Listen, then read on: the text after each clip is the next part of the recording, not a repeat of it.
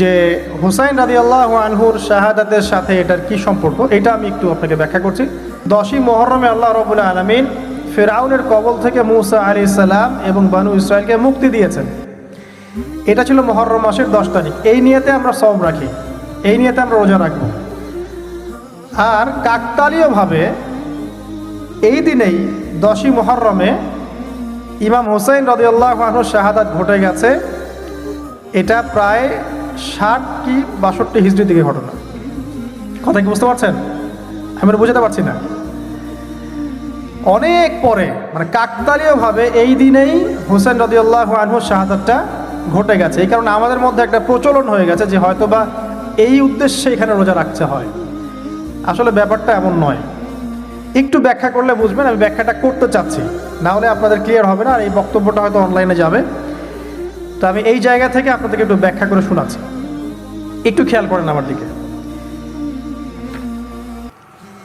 রাসূল সাল্লাল্লাহু আলাইহি ওয়াসাল্লামের ইন্তেকালের পর খলিফা হন আবু বকর সিদ্দিক রাদিয়াল্লাহু আনহু, তারপরে ওমর রাদিয়াল্লাহু আনহু, তারপরে উসমান রাদিয়াল্লাহু আনহু। এই উসমান রাদিয়াল্লাহু আনহুর এই সময় থেকে শেষের দিকে একটা সমস্যা সৃষ্টি হয়েছে। কি সমস্যা?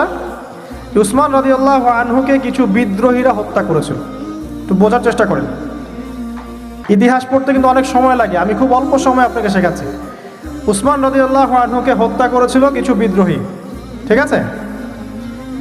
যিনি নবী সাল্লাল্লাহু আলাইহি ওয়াসাল্লামের জামাই, 2 জন মেয়েকে বিয়ে করেছেন, জিন্নুরাইন, তাকে হত্যা করেছে কিছু বিদ্রোহী। এরপরে খেলাফতের দায়িত্বে আসেন আলী রাদিয়াল্লাহু আনহু। কে আসেন? আলী রাদিয়াল্লাহু আনহু। আলী রাদিয়াল্লাহু আনহু দায়িত্ব নেন এই মক্কা মদিনা এই জায়গাটুকুর উপরে। তার হাতে সাহাবায়ে কেরাম বায়াত করেন। কিন্তু ওই দিক বলতে বোঝাচ্ছি সিরিয়া, শামের দিকে, সেদিকের গভর্নর ছিলেন মুয়াবিয়া রাদিয়াল্লাহু আনহু। কি নাম? মুয়াবিয়া রাদিয়াল্লাহু আনহু। তিনিও কিন্তু একজন বড় মাপের সাহাবী, ঠিক আছে? তো মুয়াবিয়া রাদিয়াল্লাহু আনহু সেখানে নিজে সেখানকার খেলাফতের দাবি করেন। আলী রাদিয়াল্লাহু আনহুর হাতে বায়াত তিনি করেননি। আলী রাদিয়াল্লাহু আনহুকে বারবার একটা বিষয়ের চাপ দেওয়া হচ্ছিল যে ওসমান রাদিয়াল্লাহু আনহুর শাহাদাতের আগে বিচার করতে হবে, হত্যাকারীর বিচার করতে হবে। তো এখানে একটা দ্বন্দ্ব, মানে একটা পলিটিক্যাল দ্বন্দ্ব সৃষ্টি হলো। ওইদিকে মুয়াবিয়া রাদিয়াল্লাহু আনহু তিনি খেলাফতের দাবিদার হয়ে উঠলেন, এদিকে সাহাবায়ে কেরাম সহ অনেকেই আলী রাদিয়াল্লাহু আনহুর কাছে বায়াত করলেন। তো এর ফলশ্রুতিতে দেখা যায় আলী রাদিয়াল্লাহু আনহু তার রাজধানীটাকে কুফায় নিয়ে যান, ইরাকের কুফায়। তো ইহুদিদের ইন্ধনের ফলে এক পর্যায়ে দেখা যায় যে আলী রাদিয়াল্লাহু আনহুর এক পক্ষ এবং একদিকে মুয়াবিয়া রাদিয়াল্লাহু আনহুর এক পক্ষ, তারা একটা মানে অনাকাঙ্ক্ষিত যুদ্ধের দিকে চলে যান, ঠিক আছে? এই যুদ্ধটাকে বলা হয় সিফফিনের যুদ্ধ। কিসের যুদ্ধ? সিফফিনের যুদ্ধ। এটা সংঘটিত হয়েছে 37 হিজরিতে। সিফফিনের যুদ্ধে আলী রাদিয়াল্লাহু আনহু বিজয় লাভ করেই ফেলেছিলেন। এই সময় মুয়াবিয়া রাদিয়াল্লাহু আনহুর দলের মধ্যে আমর ইবনে আস রাদিয়াল্লাহু আনহু তিনি বলছেন যে কোরআন ফয়সালা করবে। কোরআন ফয়সালা করবে, এটাকে কেন্দ্র করে একটা তৃতীয় পক্ষ নির্ধারণ করা হয়, যেটাকে আমরা সালেস বলি। এই মুয়াবিয়া রাদিয়াল্লাহু আনহুর পক্ষে একজন, তার নাম আমর ইবনে আস রাদিয়াল্লাহু আনহু, এবং আলী রাদিয়াল্লাহু আনহুর পক্ষে একজন, তার নাম হচ্ছে আবু মুসা আশআরী রাদিয়াল্লাহু আনহু। তারা গিয়ে একটা তৃতীয় পক্ষ করে মীমাংসা করতে যাচ্ছেন যে আমরা কেউ যুদ্ধ চাই না, আমরা ভাই ভাই, আমরা সবাই মুসলিম উম্মার ঐক্যের খাতিরে এখানে একটা সলিউশনে আসবো। তো সলিউশনে একটা আশা হচ্ছিল যে ঠিক আছে, উভয়েই পদত্যাগ করবে, নতুন খলিফা নেওয়া হবে, ঠিক আছে? তো এরকম একটা কথা চলছিল। কিন্তু মুয়াবিয়া রাদিয়াল্লাহু আনহু তিনি তার যে মানে দাবি, এটা ছাড়তে চাচ্ছেন না। এইদিকে আলী রাদিয়াল্লাহু আনহু দলের মধ্যে কিছু মানুষ, প্রায় 12,000, তারা এই দল থেকে বের হয়ে গেল যে আমরা আলীকেও মানি না রাদিয়াল্লাহু আনহু, মুয়াবিয়াকেও মানি না রাদিয়াল্লাহু আনহু, এই আমর ইবনে আসকেও মানি না রাদিয়াল্লাহু আনহু, এবং এই আবু মুসা আশআরী তাকেও মানি না, আমরা কাউকেই মানি না। এবং এদেরকে বলা হয় খারেজি। কি বলা হয়? খারেজি। তারা এইখান থেকে দল থেকে বের হয়ে গেলেন। শুধু তাই না, তারা ফতোয়াও দিল যে আলী এবং মুয়াবিয়া এবং আমর ইবনে আস, আবু মুসা আশআরী সবাই কাফের, নাউজুবিল্লাহ। কারণ কি? কারণ হচ্ছে তারা আল্লাহর কিতাব, আল্লাহর বিধান দ্বারা বিচার ফয়সালা করছে না, মানুষের মত তারা গ্রহণ করছে। মানে ওদের উদ্ভট যুক্তি আর কি। তারা আল্লাহর কিতাব দিয়ে ফয়সালা করছে না, বরং মানুষের রায় গ্রহণ করছে।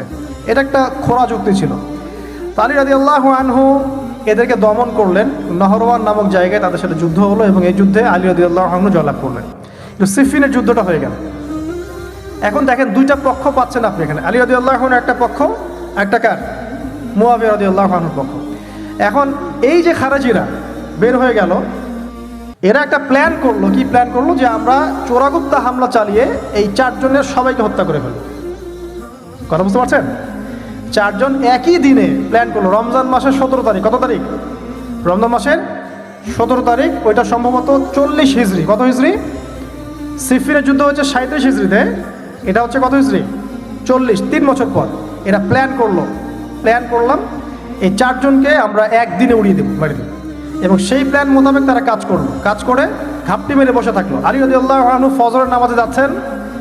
আব্দুর রহমান বিন মুলজিম নামে এক ব্যক্তি আলী রাদিয়াল্লাহু আনহুকে পুরো তরোয়াল দিয়ে আঘাত করে হত্যা করে। আর যে হত্যা করেছে আব্দুর রহমান বিন মুলজিম, সে হত্যা করার পরে আল্লাহ শুকরিয়া আদায় করেছে, নাউজুবিল্লাহ। সে বলেছিল যে আমি আল্লাহ শুকরিয়া আদায় করছি যে আল্লাহ আমার হাতে একজন পথভ্রষ্ট মানুষকে মারলেন, নাউজুবিল্লাহ। চিন্তা করতে পারেন? ওইদিকে মুয়াবিয়া রাদিয়াল্লাহু আনহুকে মারার প্ল্যান করা হয়েছে সিরিয়ায়। উনাকে আঘাত করা হয়েছে, কিন্তু আঘাতটা তার মানে শরীরের সেই জায়গায় লাগে নাই যেখানে লাগলে তিনি মারা যেতে পারতেন। তিনি আহত হয়েছেন, পরবর্তীতে চিকিৎসা করে সুস্থ হয়ে গেছেন। আর এদিকে আমর ইবনে আস এবং আব্দুর রহমান আবু মুসা আশআরী, তাদের উপরে হামলা হয়েছে। আমর ইবনে আসের জায়গায় আরেকজন সাহাবী গিয়েছেন নামাজ পড়তে, তিনি ডেড। মানে তাদের উদ্দেশ্য সফল হয়েছে এই জায়গায় যে আলী রাদিয়াল্লাহু আনহুকে হত্যা করা হয়েছে। তো এখন আলী রাদিয়াল্লাহু আনহু যখন নিহত হয়ে গেলেন, তাহলে কে থাকলো এখন? মুয়াবিয়া রাদিয়াল্লাহু আনহু। আচ্ছা, আলী রাদিয়াল্লাহু আনহু চলে যাওয়ার পরে তার সন্তান হাসান রাদিয়াল্লাহু আনহু, কি নাম? হাসান রাদিয়াল্লাহু আনহুর হাতে সাহাবায়ে কেরামের অনেকেই বায়াত করলেন, মানে তাকে খেলাফতের দায়িত্ব দিলেন। তো এবার তিনিও কুফায়, রাজধানী, এখানে তিনি আছেন এবং কুফাবাসী তাকে মানে প্রলুব্ধ করছে কিছু কিছু মানুষ যে আপনার উচিত মুয়াবিয়া রাদিয়াল্লাহু আনহুর সাথে যুদ্ধ করা, ঠিক আছে? কিন্তু হাসান রাদিয়াল্লাহু আনহু সেই কাজটা করলেন না। তিনি বলেন, না, আমি মুসলিমদের মধ্যে দ্বন্দ্ব চাই না, বরং আল্লাহর নবী একটা ভবিষ্যৎবাণী করেছিলেন সাল্লাল্লাহু আলাইহি ওয়াসাল্লাম যে আমার এই নাতি হাসান মুসলিমদের বড় ফিতনার সমাধান করে দিবে। সুবহানাল্লাহ। কথা বুঝতে পারছেন? তো হাসান রাদিয়াল্লাহু আনহু তখন কি করলেন? নিজে তার যে এই যে দায়িত্ব, খেলাফতের দায়িত্ব, তিনি মুয়াবিয়া রাদিয়াল্লাহু আনহুর হাতে ছেড়ে দিলেন। সুবহানাল্লাহ। এবার কিন্তু সারা মুসলিম জাহানের কে খলিফা হলেন? কি নাম বলেন? মুয়াবিয়া রাদিয়াল্লাহু আনহু। এবং এরপর তিনি একাধারে 20 বছর খেলাফতের দায়িত্ব পালন করেছেন। কত বছর? 20 বছর। এবার টার্নিং পয়েন্ট। এবার মুয়াবিয়া রাদিয়াল্লাহু আনহু ইন্তেকাল করলেন 60 হিজরিতে, ঠিক আছে? আর এদিকে হাসান রাদিয়াল্লাহু আনহু ইন্তেকাল করেছিলেন 49 হিজরিতে। ইন্তেকালের সময় তিনি তার পরবর্তী দায়িত্বশীল নির্ধারণ করে গেলেন বা নিয়োগ করে গেলেন তার পুত্র ইয়েজিদকে। কাকে? ইয়েজিদকে। এই জায়গাটাতে সাহাবায়ে কেরাম রাদিয়াল্লাহু আনহুর অনেকেই মানেন না, কারণ তখন তার চেয়েও যোগ্য মানুষ সমাজে ছিল। এবার সাহাবায়ে কেরামদের মধ্যে অনেকেই এটা মানতে চাচ্ছেন না। যারা মানতে চাচ্ছেন না তাদের মধ্যে আছেন আব্দুল্লাহ বিন ওমর রাদিয়াল্লাহু আনহুর ছেলে, আছেন আব্দুল্লাহ বিন আব্বাস রাইসুল মুফাসসিরিন, আছেন আব্দুল্লাহ বিন জুবাইর বিন আওয়াম রাদিয়াল্লাহু আনহুর ছেলে। এরকম বড় বড় সাহাবা, এবং তারা মক্কা মদিনায়। এবার ইয়াজিদ কি করলো দেখেন। এবার ইয়াজিদ প্রথমত সাহাবীদেরকে কনভিন্স করার চেষ্টা করলেন। তিনি ওখান থেকে তার দূত পাঠালেন, দূত এসে মক্কা মদিনায় বোঝালেন যে আপনারা মেনে নেন, ভালো হবে, ইত্যাদি ইত্যাদি। আব্দুল্লাহ বিন ওমর রাদিয়াল্লাহু আনহু বলেন ঠিক আছে মেনে নিলাম। আব্দুল্লাহ বিন আব্বাস রাদিয়াল্লাহু আনহু বলেন ঠিক আছে মেনে নিলাম। কিন্তু আব্দুল্লাহ বিন জুবাইর রাদিয়াল্লাহু আনহু মানলেন না। তিনি মানছেন না, আমি কিছুতেই মানি না, তার সে খেলাফতের যোগ্য নয়, এর চেয়ে অনেক বড় বড় যোগ্য মানুষ আছে, আমি মানছি না। বরং তিনি এখান থেকে সরে আসলেন। এবার ইমাম হুসাইন রাদিয়াল্লাহু আনহু, যার কথায় প্রশ্ন করেছেন, লম্বা উত্তর দিচ্ছি।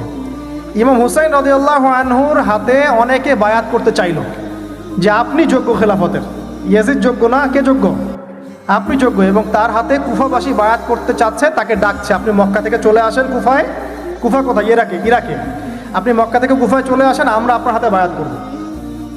এবার হুসাইন রাদিয়াল্লাহু আনহু সপরিবারে, তার পরিবার আহলে বাইত সবাই নবীর পরিবারের সদস্য। চিন্তা করেন, নবীর পরিবারের প্রায় 80 জন সদস্য। কতজন? তারা এই যে বের হলেন, যাচ্ছেন কোথায়?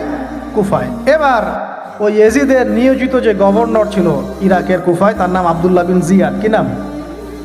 আবদুল্লাহ বিন জিয়াদ। আবদুল্লাহ বিন জিয়াদ সে একটা সেনাবাহিনী পাঠালো। সেনাবাহিনীতে সদস্য ছিল 4000। কতজন? 4000। এই 4000 সেনাবাহিনী নিয়ে আবদুল্লাহ বিন জিয়াদের যে কমান্ডার, তার নাম সম্ভবত আমের বিন, প্রথমে আমের বা ওমর আছে, উমর বিন সাদ এরকম কিছু একটা, সে আহলে বাইতদেরকে ঘিরে ফেললো। কাকে ঘিরে ফেললো? ইমাম হুসাইন রাদিয়াল্লাহু আনহু, তার ছোট ছোট বাচ্চা কাচ্চা, তার স্ত্রী সন্তান এবং আহলে বাইতের সদস্য যারা। আহলে বাইত মানে বোঝেন তো, নবীর পরিবারের সদস্য। এবার হুসাইন রাদিয়াল্লাহু আনহু যুদ্ধ চাচ্ছেন না, তিনি যুদ্ধ চাচ্ছেন না। তিনি বলছেন যে আমাকে 3টার যে কোনো একটা পথ বেছে নিতে দাও, আমি তোমাদের সাথে যুদ্ধ করতে চাই না। 1 নাম্বার, আমাকে সরাসরি ইয়াজিদের সাথে সাক্ষাৎ করতে দাও, আমি ওর সাথে কথা বলে সলভ করবো, প্রবলেম কি। 2 নাম্বার, আমাকে পথ ছেড়ে দাও, আমি চলে যাই কোনো সীমান্তবর্তী এলাকায়, সেখানে কাফেরদের সাথে যুদ্ধ করবো, জিহাদ করবো, সেখানে মারা যাবো, শহীদ হবো। অথবা আমাকে নিরাপদে আমাকে মদিনায় ফেরত পাঠাও। তার 3টা যুক্তি কি যৌক্তিক ছিল না? তিনি কে? নবী সাল্লাল্লাহু আলাইহি ওয়াসাল্লামের নাতি, যাকে কোলে নিয়ে নবী সাল্লাল্লাহু আলাইহি ওয়াসাল্লাম অনেক সময় খুতবা দিয়েছেন, নামাজ পড়েছেন, চুমু খেয়েছেন। ফাতিমা রাদিয়াল্লাহু আনহার নয়নমণি, চিন্তা করতে পারেন, এবং যিনি জান্নাতের যুবকদের সর্দার হবেন। কিন্তু এই যে আবদুল্লাহ বিন জিয়াদের যে সেনাবাহিনী, হুসাইন রাদিয়াল্লাহু আনহুর আর্তনাদ শুনল না। 4000 সৈন্য মিলে 80 জনকে কেটে টুকরা টুকরা করে ফেলেছে। একজন শুধু বেঁচে ছিল, তার নাম জয়নুল আবেদিন। কি নাম? জয়নুল আবেদিন। তিনি একজন বেঁচে ছিলেন, বাকি সবাইকে হত্যা করা হয়েছে। 79 জন আহলে বাইতের সদস্যকে হত্যা করা হয়েছে। এবার আসেন মূল পয়েন্টে আসি। এবার যে হত্যা করেছে ইমাম হুসাইন রাদিয়াল্লাহু আনহুকে, সে বর্ষার আগা পর্যন্ত, বর্ষার মাথায় হুসাইন রাদিয়াল্লাহু আনহুর মস্তক উঠিয়ে ধরে এটাকে নিয়ে ইয়াজিদের কাছে গিয়েছিলেন। আউযুবিল্লাহ। চিন্তা করতে পারেন, ইয়াজিদ যদিও বা এটার আদেশ কিন্তু করে নাই, সে ওই মস্তক থেকে আটকে উঠেছিল। এটা তুমি কি করছো? আমি তো এটা করতে তোমাকে বলি নাই। উবাইদুল্লাহ বিন জিয়াদ এই কাজটা করেছে। এখানে আমরা ইয়াজিদকে নিষ্পাপ বলতে পারি না, বিকজ একজন শাসকের আন্ডারে যখন কোনো ক্রাইম হবে, এর একটা দায়ভার তো তার উপর পড়বেই। যদি এটা মেনে নেই যে সেখানে টেকনোলজি ছিল না, অনেক দূরের পথ, খবর পাওয়া যায় নাই, সেটা অন্য ইস্যু হতে পারে। কিন্তু পরের ঘটনাগুলো আমাদেরকে অন্যদিকে নিয়ে যাবে। মনে রাখেন, এই ঘটনাটা হৃদয় বিদারক। এটা হচ্ছে এই 10ই মুহররমের একটা হৃদয় বিদারক ঘটনা। এটা ঘটেছে কত সালে? 62 হিজরিতে। কত হিজরিতে? 62 হিজরিতে। 62 বা 61 আর কি। তো দেখেন, নবী সাল্লাল্লাহু আলাইহি ওয়াসাল্লামের ইন্তেকালের 50 বছর পরে এই কারবালার ঘটনা, এই ঘটনাটা কাকতালীয়ভাবে 10ই মুহররমে ঘটে গেছে। তা আমরা মনে করি যে এটার স্মরণে আমরা আজকের সওম রাখি, আসলে এটার স্মরণে নয়, ওই নাজাতে মুসার স্মরণে রাখতে হবে। ঠিক আছে? তো কারবালা ঘটনা বুঝলেন, এই 61 হিজরিতে এই কারবালা ঘটনা ঘটে, যেটা স্মরণে অনেকে রোজা রেখে থাকে সমাজে। আসলে এটা স্মরণে নয়, নাজাতে মুসার স্মরণে রাখতে হবে ইনশাআল্লাহ তাআলা। আল্লাহ পাক তৌফিক দান করুন, আমিন। এরপর মদিনাবাসী আর মক্কাবাসী এই যে ইয়াজিদের বিরুদ্ধে খেপে গেল। তারা কিছুতেই তার আনুগত্য মানবে না, কিন্তু ইয়াজিদ চাপ প্রয়োগ করতে লাগলো। এক পর্যায়ে সেই যে মুসলিম বিন উকবাকে পাঠালো 10,000 সৈন্য দিয়ে মদিনায়। 3 দিন সে মদিনা অবরোধ করে রাখলো। সবাইকে বলল যে ইয়াজিদের আনুগত্য করতে হবে, অন্যথায় তোমাদের উপর হামলা করা হবে। নবীর শহরে মুসলিম বিন উকবার নেতৃত্বে পিছনে ইয়াজিদ ছিল। ইয়াজিদের শাসনামলে মুসলিম বিন উকবার নেতৃত্বে 63 হিজরিতে 3 দিন মদিনায় ম্যাসাকার চালানো হয়েছে। মদিনার মানুষকে হত্যা করা হয়েছে। মদিনার মানুষ সাহসিকতার সাথে যুদ্ধ করেছে, ডিফেন্ড করেছে, তাদেরকে হত্যা করা হয়েছে। মদিনায় লুটপাট করা হয়েছে, ধ্বংসযজ্ঞ চালানো হয়েছে। শুধু তাই না, এই সময়ে মক্কায় আবদুল্লাহ বিন জিয়াদ রাদিয়াল্লাহু আনহু তিনিও তার বলয় গড়ে তুলেছেন, তার হাতে মানুষ বায়াত শুরু করেছে। আর ইয়াজিদকে মানুষ মানছে না, বলছে আবদুল্লাহ বিন জুবাইর, তার হাতে আমরা খেলাফতের বায়াত করব। বহু মানুষ আবদুল্লাহ বিন জুবাইর রাদিয়াল্লাহু আনহুর হাতে বায়াত করা শুরু করলেন। এবং ইয়াজিদ এবার মদিনায় ধ্বংসযজ্ঞ চালানোর পর ঠিক ওই বছরেই, সেম বছরেই আরেকজন ব্যক্তি আছেন হুসাইন বিন নুমায়ের। তাকে কিছু সেনাবাহিনী দিয়ে পাঠালেন মক্কা আক্রমণ করতে। হুসাইন বিন নুমাইর সেনাবাহিনী নিয়ে মক্কা আক্রমণ করলো। মক্কার কাবা ঘরের গিলাফে হামলা করা হয়েছে, মিনজানিক ছোড়া হয়েছে। তো মদিনায় হামলা চালানোর পর একই বছর ওই 63 হিজরিতেই, আর মদিনায় হামলার যে যুদ্ধটার নাম একটা আছে, এটা বলে দিই যে মদিনায় যে ইয়াজিদের নেতৃত্বে মুসলিম বিন উকবা হামলা চালিয়েছিল, যখন মদিনাবাসী এটাকে ডিফেন্ড করেছে এবং মদিনা মানুষ মারা গেছে, অনেক শহীদ হয়েছেন, এই যুদ্ধের নাম হচ্ছে হাররার যুদ্ধ। কিসের যুদ্ধ? হাররার যুদ্ধ। এর ওই বছরেই ইয়াজিদের নেতৃত্বে আবারও মক্কায় আক্রমণ করা হয়েছে, যেখানে আব্দুল্লাহ বিন জুবাইর রাদিয়াল্লাহু আনহু তিনি খেলাফতের দায়িত্ব বায়াত গ্রহণ করছেন।